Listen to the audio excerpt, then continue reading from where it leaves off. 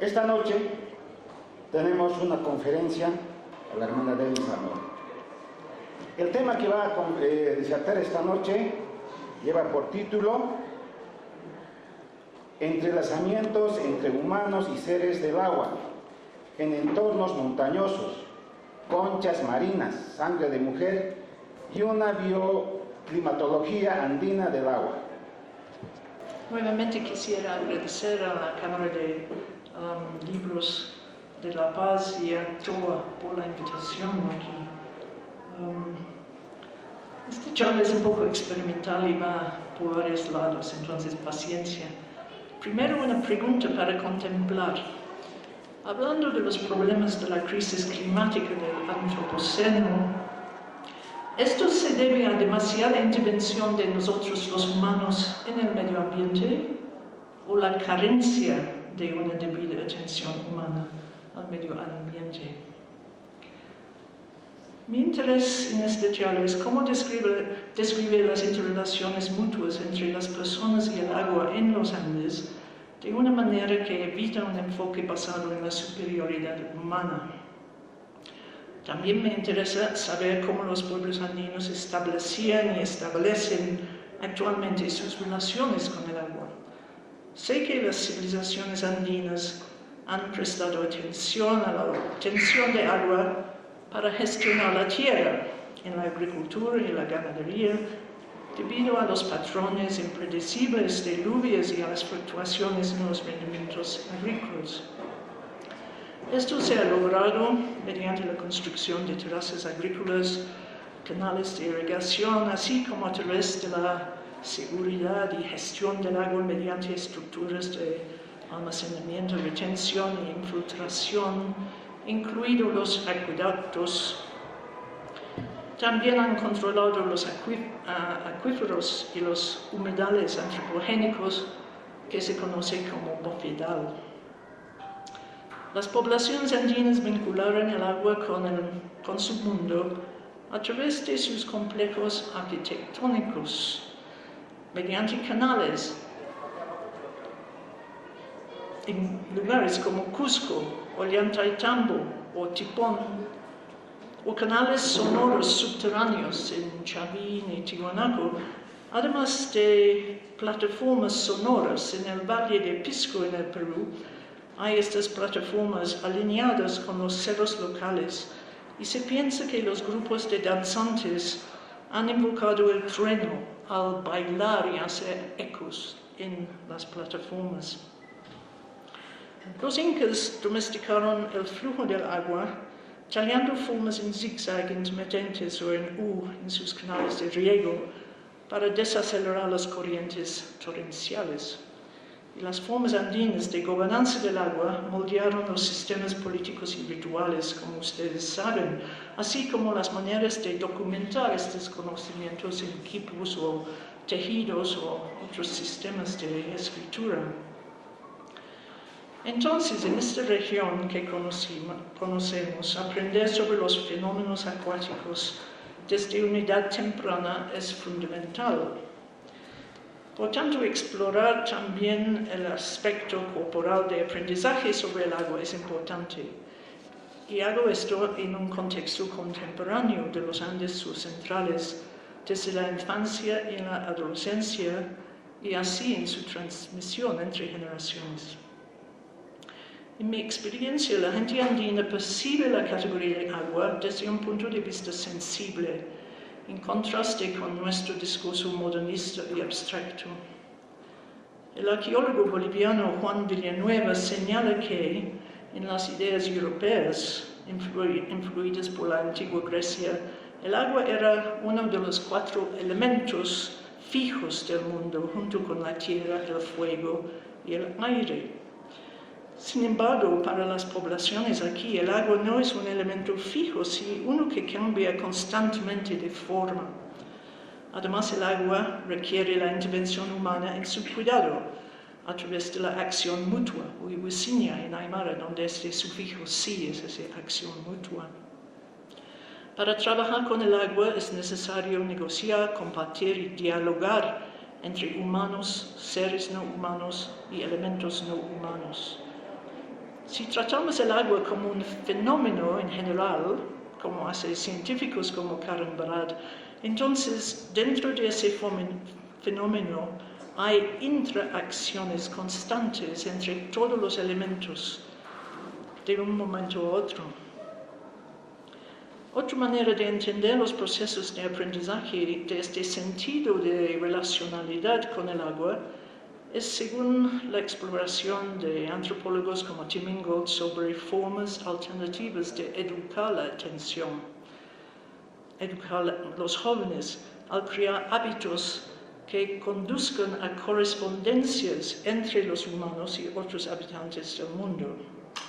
Y estas correspondencias no se logran simplemente al transmitir un conjunto de comportamientos, sino tiene que encarnar ese conocimiento sobre el agua y asumir la responsabilidad de su aplicación práctica.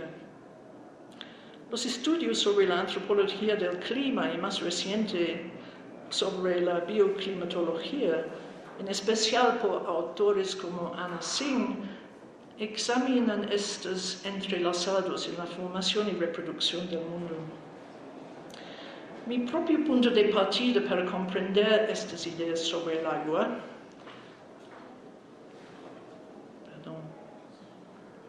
estos son de los incas,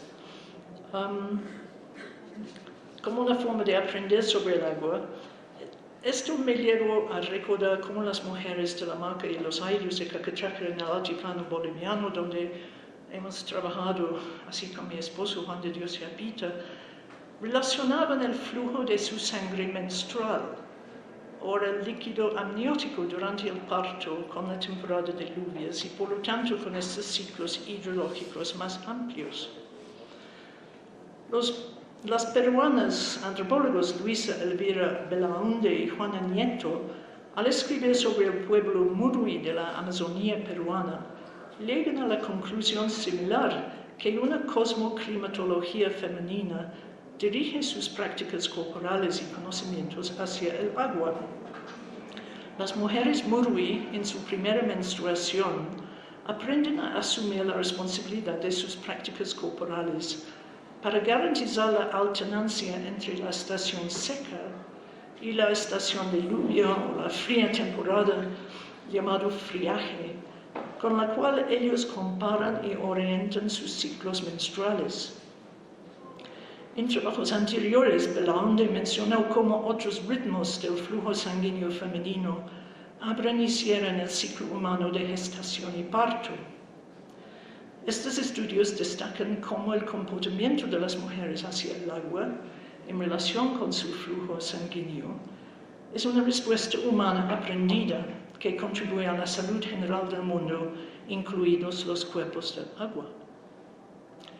Estas interdependencias no son sorprendentes si consideramos que alrededor del 80% de la superficie de la Tierra y de los cuerpos humanos están compuestos por agua, aunque este conocimiento ha sido en gran parte desconocido fuera de las comunidades indígenas.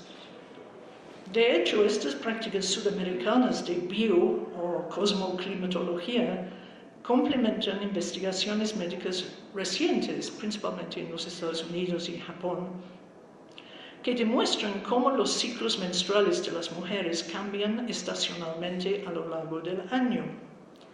Hay un periodo de ovulación más intenso durante el calor de verano y un mayor flujo menstrual durante el frío del invierno o la temporada de lluvias. Como resultado, estas investigaciones médicas ahora recomiendan que las mujeres realineen sus cuerpos con esos ritmos para relacionarse mejor con sus ciclos menstruales. Un momento clave en que las adolescentes aprenden a articular su propio flujo sanguíneo con el flujo de agua y con una variedad de seres acuáticos ocurre en las ceremonias que marcan su primera menstruación o entrada a la adultez. De manera paralela, esto sucede en las ceremonias que marcan el sangrado ritual de los adolescentes varones, cuando aprenden sobre la caza y otros aspectos masculinos de la vida. El aprendizaje de esta asociación entre la sangre menstrual y el agua se practica a lo largo de las Américas. Belaunde y Nieto, en su ensayo reciente, describen la experiencia de vida de la sabia Morui Teresa Faito respecto a este conocimiento.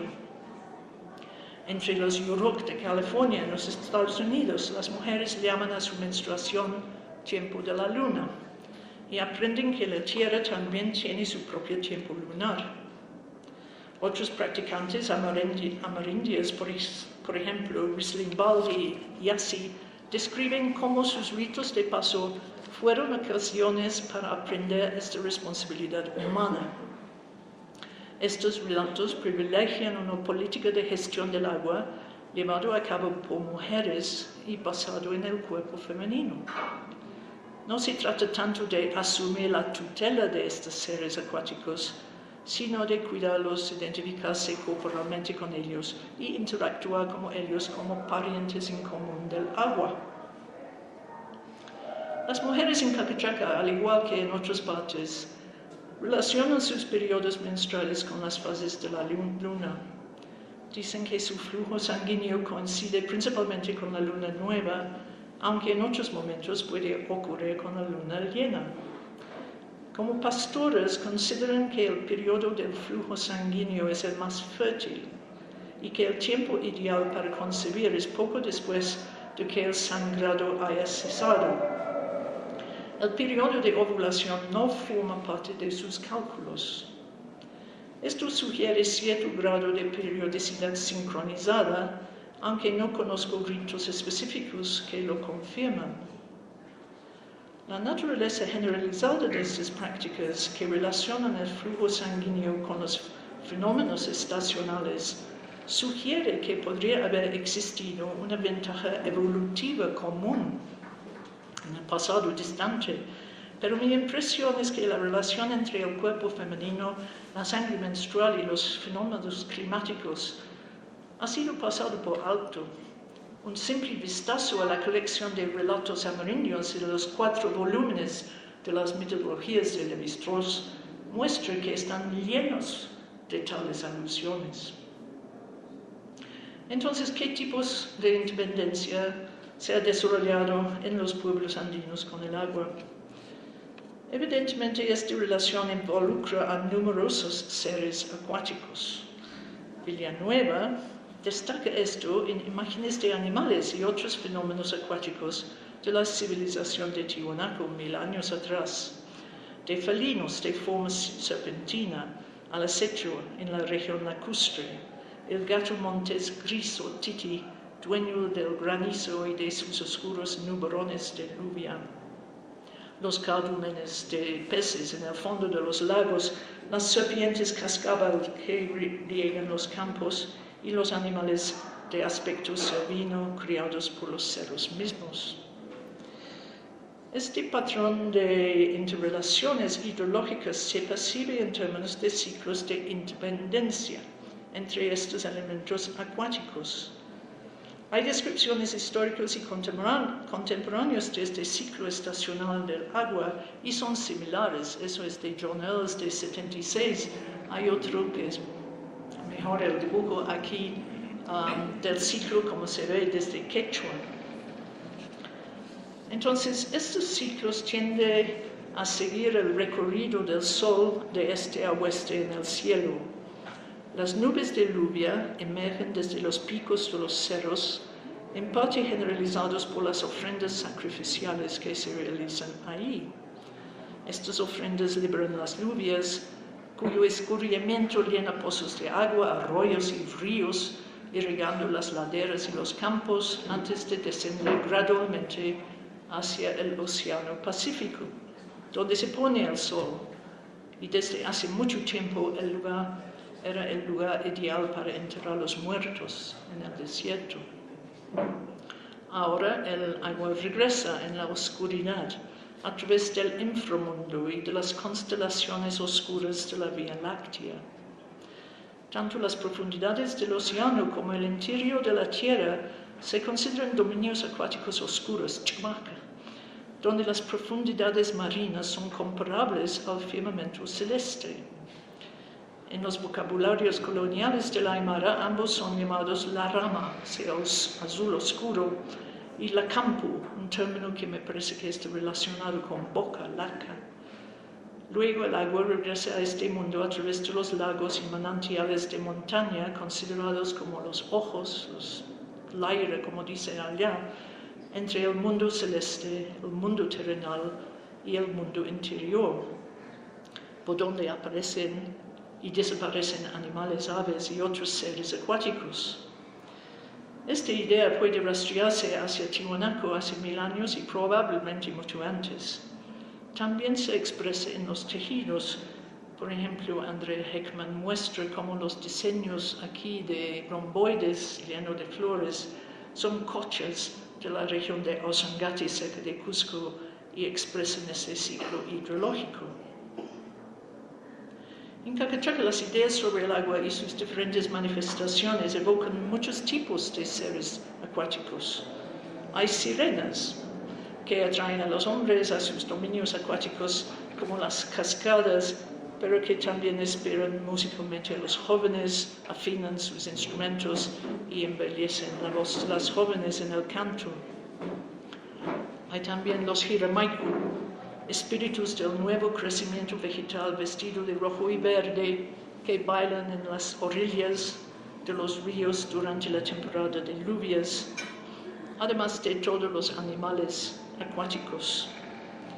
En la región del lago Titicaca, como ustedes saben, hay gatos monteses que protegen los manantiales locales y hay los sutawaya, monstruos como una figura serpentina combinada con un felino con una larga cola similar a la de un dragón, con fuego saliendo de su boca, que sale de los cerros y entra en el lago. Hay todo un vocabulario rico en Aymara para todos los tipos de agua, los Naira, Pujujuhturi, Chunula, Kunu, Chulunquia, Chichi, Urpu, Kinaya, Urpu Tiwu, Awasiru, Chilchi, Hawira, Hiska Hawira, Kota, Oko, Kochi, Chita, Chinko, Halyu, ese liu, es como algo flexible que la lluvia que cae, Kota, es algo más así compacto. Entonces, hay otro elemento interesante relacionado con el agua del mar que se materializa en las ofrendas rituales de los Andes, en los cerros, la concha roja, Spondylus princeps, que se halla en los santuarios de altura. Parece que el Spondylus era el motor de ese ciclo hidrológico, y las ofrendas a los cerros aún incluyen estas conchas enteras o en polvo. Estas conchas de color rojo sangre recolectadas en el mar y asociados durante siglos por las civilizaciones andinas con la luna, las mareas, los vientos y sobre todo la sangre masculina y femenina, están ahí. Las relaciones bioclimatológicas en curso entre los humanos, el flujo sanguíneo y el espóndilos son evidentes en las prácticas sacrificiales incaicas y en sus ritos de paso. Los restos de espóndilos en los santuarios de altura acompañan sacrificios humanos, principalmente de niños o mayormente de adolescentes. Es probable que el interés incaico en las relaciones entre humanos y los ciclos hidrológicos estuviera vinculado a la expansión del cultivo de maíz. Grupos de incas recorrían cientos de kilómetros para realizar estos sacrificios en las cumbres, muchos más que 6.000 metros encima del mar. Las momias sacrificadas, sobre todo en las ceremonias llamadas Capacucha, se preservaron en el permafrost de estos sitios. La realización de ese rito en el plomo cerca de la frontera entre Chile y Argentina tuvo lugar a pocos metros del glaciar Iber, la fuente de los afluentes del río Mapocho que descienden hacia el valle del mismo nombre. Entonces, las relaciones entre este rito y las aguas glaciales en las cabeceras de las cuencas sugiere que podría implicar una petición de recursos hídricos para la renovación de las poblaciones humanas y animales. Las excavaciones en los santuarios de altura han encontrado objetos enterrados con las víctimas sacrificadas, entre ellos figuras de metal y espóndilos de humanos y camélidos, así como collares de espóndilos. Parece que tiene que ver con el mito de origen de los incas. Las figurillas femeninas en miniatura suelen llevar 2 tubos para sujetar sus prendas, entre los cuales cuelgan cordones rojos con elementos de espóndilos, como se ve a la izquierda aquí. Sin embargo, hay un color de espóndilos encerrado en el Cerro Llulaico, en la frontera entre Chile y Argentina, que rodea a 2 figurillas masculinas y una fila de figurillas de camélidos. Hay otro cordón de fibra de camélido del collar que contiene cabello humano, como eso a la derecha, y tiene 13 piezas de espóndilos como un año lunar. Estas piezas son llamadas cocha en el quechua del sur de Perú. El niño del Cerro Aconcagua, en el oeste de Argentina, llevaba un collar de espóndilos con piedras preciosas, lo que sugiere nuevamente que espóndilos tenían connotaciones tanto masculinas como femeninas. Parece que en el caso de los hombres aludaba a su poder procreador en comparación con la fecundidad de las mujeres. Los sacrificios, mayormente de adolescentes en estos sitios montañosos, así como los diseños de las figurillas, sugiere que se trataba de jóvenes iniciados.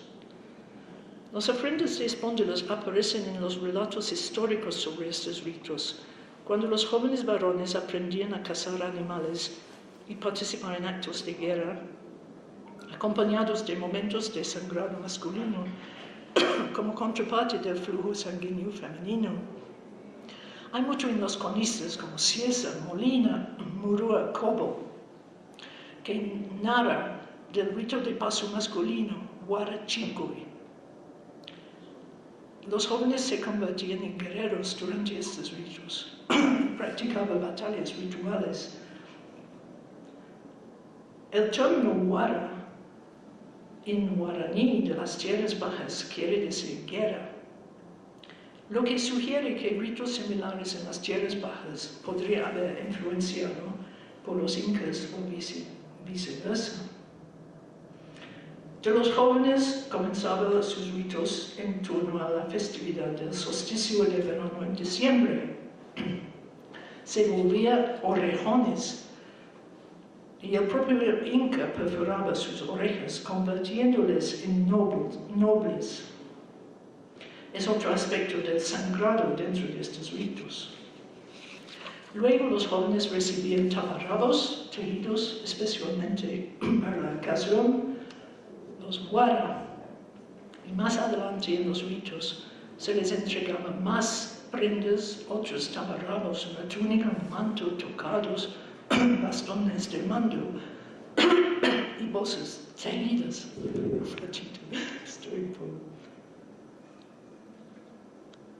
Y como un acto de reciprocidad, ellos ofrecían, como en ese dibujo de Huapoma, espóndilos junto con oro, plata y cuis a los santuarios de altura, las huacas. Las mujeres tenían otro rito que se llamaba Kikuchico. Kiku en quechua es menstruación, ya que el rito coincidía con la menarquía de la joven. Al igual que los jóvenes, con su propio flujo sanguíneo, las mujeres estaban en su momento de florecimiento, paucaray, y les aconsejaba sobre cómo vivir y obedecer a sus padres en un evento llamado Konanaku, dar consejo. Hacia el final de estos ritos se daban oportunidades de interacción entre los varones y las muchachas iniciadas, porque era un rito prematrimonial. Al igual que los jóvenes, las jóvenes tenían su cabello cortado, pero interesantemente aprender a tejer prendas con diseños específicos y a preparar chicha de maíz. Estas prendas son muy interesantes porque predomina el color rojo. Hoy día se asocia con el arco iris, pero tenemos que preguntar qué significa en estos ritos históricos. En las figurillas que estaban enterradas con los sacrificios, hay mucho uso de ese color rojo y diseños en zigzag con estrellas, flores o motivos de semillas en sus cúspides. Parecen que expresan ciertos seres del agua. Diferentes estudiosos los interpretan como el Amaru, la serpiente bicéfala, en relación con el rayo y la Vía Láctea. Estos diseños probablemente fueron tejidos como parte de las ceremonias de iniciación, al igual que en ceremonias similares en otros lugares. Se ve aquí. La reiteración del diseño de la serpiente bicéfala asociado con las lluvias en muchas de estas prendas incaicas sugiere que los jóvenes menstruantes en proceso de iniciación estaban desarrollando su relación con el agua, los seres del agua y la temporada de lluvias que trae fertilidad al mundo, al igual que los jóvenes en su nuevo estatus de guerrero. Esta potencialidad de crecimiento se confirma en los diseños asociados de ojos semilla en las cúspides del zigzag, los cuales hoy en día hacen referencia a los manantiales y probablemente lo hacían en el pasado. También los estudios históricos afirman que había diferentes tipos de agua asociado a hombres y mujeres. Los hombres estaban vinculados con las lluvias torrenciales, acompañadas de truenos y relámpagos, mientras que las mujeres se relacionaban con lluvias más suaves. Se ve ese tipo de diseño en los entierros de los varones también, entonces es igual, hombre y mujer en eso. Ideas similares sobre el nexo de sangre menstrual y agua se hallan en los grupos de las tierras bajas, los Piro y Anesha guaraní, que he podido leer algo sobre ellos, donde las adolescentes aprenden a tejer o a pintarse el cuerpo con diseños animales que simbolizan su transformación en adultas, como boa constrictores o felinos, y recuerdan la presencia incaica en la región. Entonces, esos ritos me dan dos pautas, ¿no? Uno es que las jóvenes estaban aprendiendo sobre el mundo de agua y seres del agua y practicaban esto en sus textiles, y paralelamente los jóvenes estaban haciendo en eventos que tenían que ver con actividades más violentas de la caza, la guerra, además su propio sangrado ritual en sus orejas, etc. Y también que las mujeres de ahí en adelante estaban aprendiendo sobre quizás todo ese ciclo hídrico grande que he mencionado, pero los hombres estaban más así metidos con las lluvias fuertes, los relámpagos y los truenos, así con su obligación de sacrificar animales en ofrendas y derramar su propia sangre. Es interesante que las investigaciones más recientes sobre las líneas de Nazca proponen que estas líneas pasan encima de acuíferos en el desierto costero para guiar procesiones a lo largo de ellos. Hay ritos actuales en la región de los Andes surcentrales donde hemos trabajado, donde todavía se ofrece espóndilos.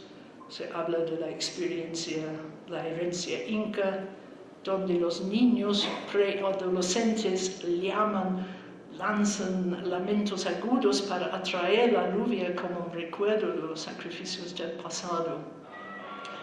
y donde hay muchos de los ritos escolares que tienen que ver con el agua. Esto es como educar la atención, como dice Tim Ingold, de cómo es la relación con el agua. La escuela allá se veía como un lugar de guerra, se llamaba Chaco'uta, una casa de batalla, y muchas veces se hablaba de ese flujo de agua en términos del Gran Amaro. En la noche del 5 de agosto hay un desfile que sale de un manantial llamado Umahatsu, donde brota el agua. Luego había ese gran desfile y todos los niños gritan en honor de sus grandes héroes: gloria a Tupac Katari, gloria a Baturina Sisa, vivan los cacachacas, abajo los laimes y humanes, sus enemigos históricos. Los músicos tocan zampoña en un gran tambor y les sigue grupos de niños por edad, y al final del desfile salen las mujeres con sus guaguas. Los niños tienen sus faroles de papel de rojo, amarillo y verde y forman una serpiente como un amaro durante todo ese desfile. Luego ellos daban vueltas alrededor del asta de la bandera y luego había sociodramas. El día después se hace algo similar, pero ya por día, y se sale de otro manantial, Umahalanta, donde el agua entra. Entonces es como si estuviera incorporando en sus propios cuerpos ese ciclaje del agua. Se pasa el sitio de un tambo incaico que se ve aquí solamente como un montón de tierra, y luego se hace el desfile delante de la plataforma escolar con las autoridades y dignatarios, y si se ve delante de ellos hay un sitio de ofrenda en la tierra que es la esquina ritual, y todos los niños de diferentes edades hacen estos desfiles. Entonces, hemos aprendido que esos dos desfiles de distintos puntos de origen replican el ciclo de agua en la cosmología regional, y que ambos sitios simbolizan los lugares donde el agua asciende al firmamento durante las lluvias y luego desciende al inframundo al finalizar el ciclo. Están aprendiendo los niños en el contexto escolar cómo ciclar el agua. Pero es interesante, es un contexto militar improvisado en que se encarna esa energía, ese flujo de agua, pero como es la época seca todavía, los músicos se concentran en la circulación de aliento y el viento para generar los colores de los nuevos cultivos el próximo año. Es toda una cosa de música, de colores, de productos, de mover como una serpiente con los hombres adelante y las mujeres atrás. Y yo creo que es un rito propiamente de iniciación. Hay otros casos que voy a mencionar muy rápidamente: el rito de marcar los animales, la kipa, en que se compara a las mujeres con las hembras animales, en el pasado llamas y ahora ovejas también. Las mujeres dirigen a sus esposos como marcar los animales, y se habla de eso como si fuera un rito de iniciación de los animales al hacer sangrar sus orejas, al cortar con sus marcas. Es interesante que igual que las jóvenes incaicas, las adolescentes, una vez que inician su ciclo menstrual, aprenden a introducir en sus tejidos esa estética del rojo, y como una forma de expresar que ya son fértiles y listas para el matrimonio. Y aprenden a hacer eso en sus aguayos o en sus fajas, así con ese mismo diseño que hemos visto en las prendas incaicas de los sacrificios. paralelamente aprenden cómo la gran constelación de la llama negra, la madre de todas las llamas de la Vía Láctea, con su río de estrellas y su río de agua en las constelaciones de nubes oscuras, es lo que trae la lluvia. Y aprenden que su sangre menstrual es equivalente a la temporada de lluvias de la Tierra Virgen y su tiempo del año, Timpumurani. Entonces, así me ha sorprendido ver esas cosas en su conjunto y me hacía pensar mucho de ritos que he observado que no he podido entender en su momento. A veces es años de reflexión que te hace ver realmente qué está pasando. Y al hablar con personas mayores como esta señora María Aikelian, que nos explicaron que sus antepasados al morir regresaban a estos lagos oscuros y las estrellas de la Vía Láctea, pero que de estos lagos, mismos lagos en el cielo, emergen las crías de llamas en un nuevo ciclo de vida. Y ella agregó que las figuras de la llama negra en la Vía Láctea, especialmente la gran llama hembra, desciende a la tierra cada diciembre para dar a luz a las crías animales, y que su líquido amniótico y su sangre de parto traen consigo las lluvias torrenciales. Comparó ese flujo de agua de lluvia con su periodo menstrual de la gran llama celestial. Entonces, las mujeres de regiones como los ayllus aprenden que la ontológica de lo amniótico es la base de su existencia y que su relación con este hábitat gestacional acuático caracteriza su tránsito por la vida. Gracias. Yo preguntaría, ¿no? O sea, ¿no? Sobre la ética y moral y su organización a base de su relacionalidad entre todos estos seres. Nada, eso, gracias. Sí, gracias.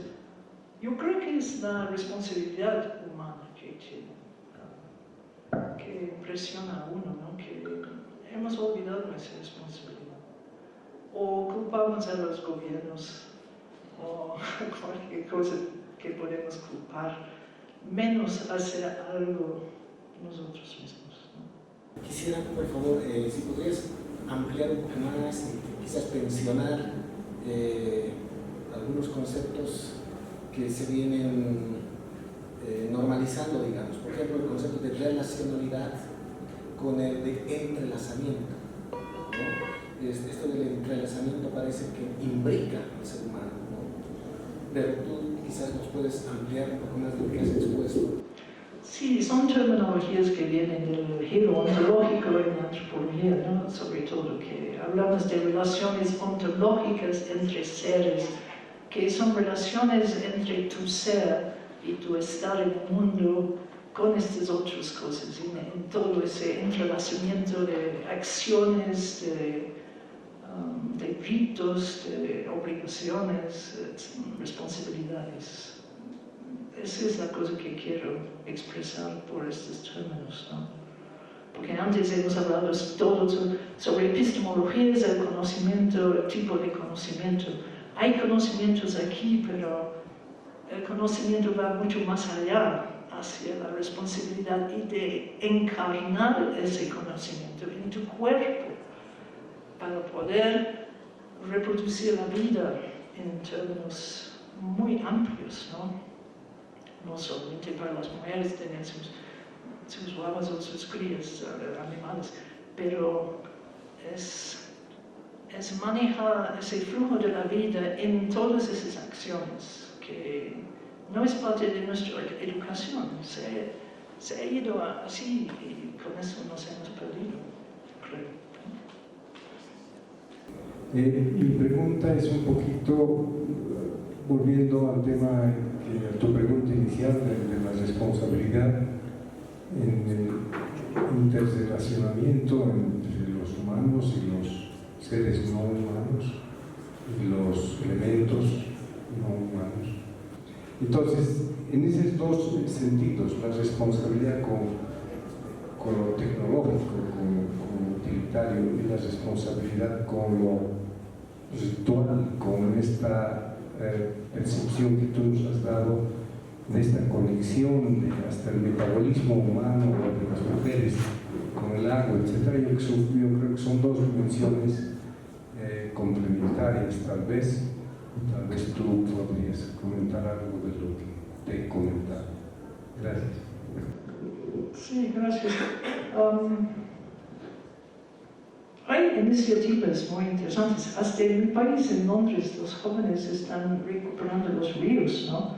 Están limpiando los ríos primero y luego viven en barcos en los ríos para que los policías no les pueden echar. Y es interesante que están redescubriendo ese mundo, ¿no? Y las lenguas antiguas de los ríos en Inglaterra, todo tiene que ver con el flujo de agua en diferentes lugares en ese trayecto del río, ¿no? Entonces, hay que experimentar y ver, y poco a poco se va a aprender esas cosas nuevamente, yo creo.